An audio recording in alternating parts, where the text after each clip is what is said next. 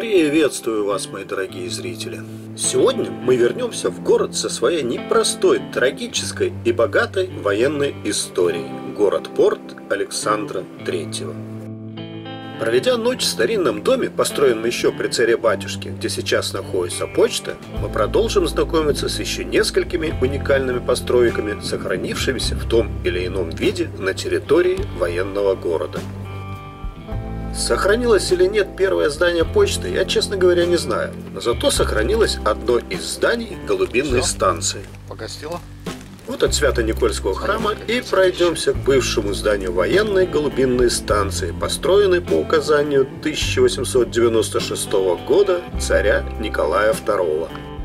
После указа уже через 2 года первые голуби были выпущены с корабля в 9 милях от берега. Из 20 птиц вернулись только 9, причем 3 из них потеряли важные бумаги. Ответственные за это были наказаны, но как позже выяснилось, что это было сделано напрасно. Во всем виновата была весна. Голуби дезертировали со службы и наглым образом занимались любовью на крышах либавских домов.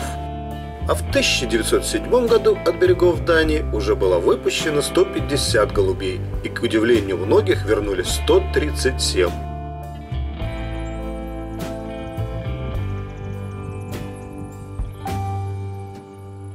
Ну а мы тем временем переместились к еще одному интересному объекту, игравшему немаловажную роль в жизни города.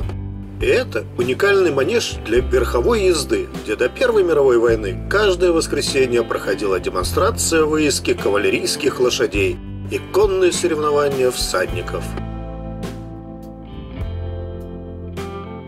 Вдоль дороги по пути к манежу, как было видно, всюду встречаются заброшенные военно-портовые сооружения, казармы, госпитальные постройки и другие административные и вспомогательные корпуса города-порта Александра III. Грустно, конечно же, будет, если это все уничтожат.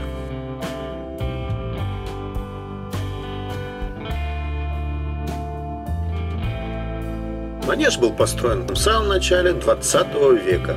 В нем была легкая крыша из клепанных металлических конструкций, в кровельные перекрытия которого были встроены стеклянные панели. Также для большего освещения огромного помещения для здания были спроектированы окна арочного типа, которые в наши дни мы видим замурованными.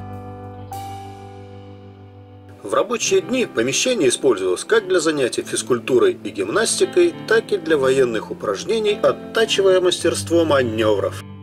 Также здесь для матросов гарнизона проходили официальные приемы с угощением, где одновременно обслуживалось до 3000 человек. На территории нынешней Латвии того времени это было единственное закрытое здание такого типа. К сожалению, до наших дней сохранились только голые стены этого необычного сооружения.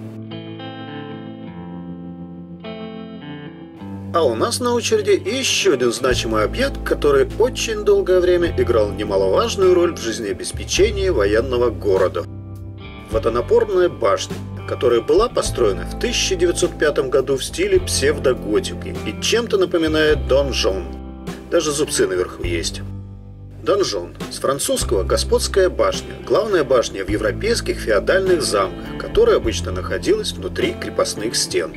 А наша башня обеспечивала водой жилой комплекс военно-морской базы из расчета 12 ведер в день на человека. И для обеспечения этого в каждом доме на чердаке стоял клепанный металлический резервуар, куда под напором и поступала вода. Таким способом дома снабжались где-то до 70-х годов 20 века. Со строительством пятиэтажек воды стало не хватать, поэтому решили провести модификацию в системе водоснабжения. К резервуару приварили метр сверху, и после таких изменений бочка раздулась и чуть не лопнула, а башня потрескалась. После чего решили станцию закрыть, а воду качать насосами.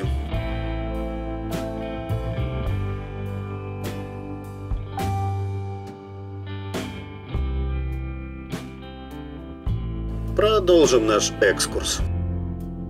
И для начала переместимся на пляж около Северного мола, откуда направимся к руинам Либовской морской крепости, так называемая Третья береговая батарея, которая расположена на северной окраине военного городка. Мощную и современную по тем временам морскую крепость решили строить в 1890 году в качестве прикрытия военного порта на Балтике, необходимость создания которого назревала уже давно. Постаменты под орудие. Здесь пушки стояли. Это оборона. Ты мои видео смотришь? Нет? Для чего это все строилось?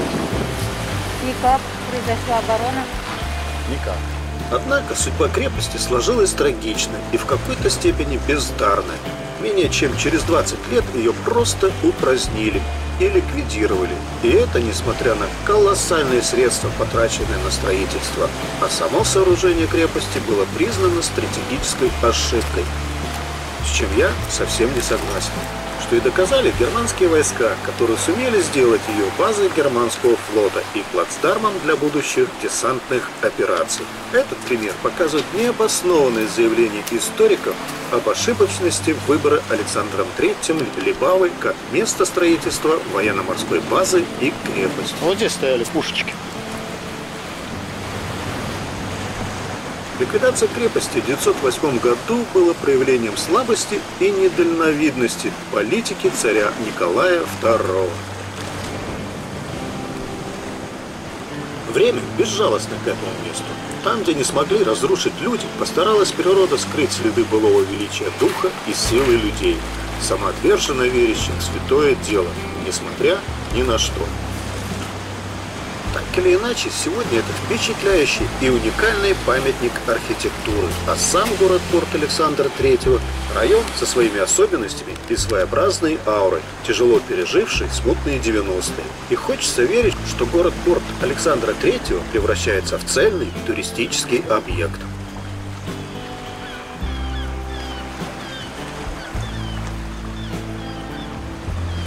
Вот так, гуляя вдоль берега моря, где остались постройки морских батарей с галереями, бойницами и блиндажами Второй мировой войны, можно представить, как сперва русские войска здесь держали оборону против войск кайзера, а потом советские сражались против вермахта.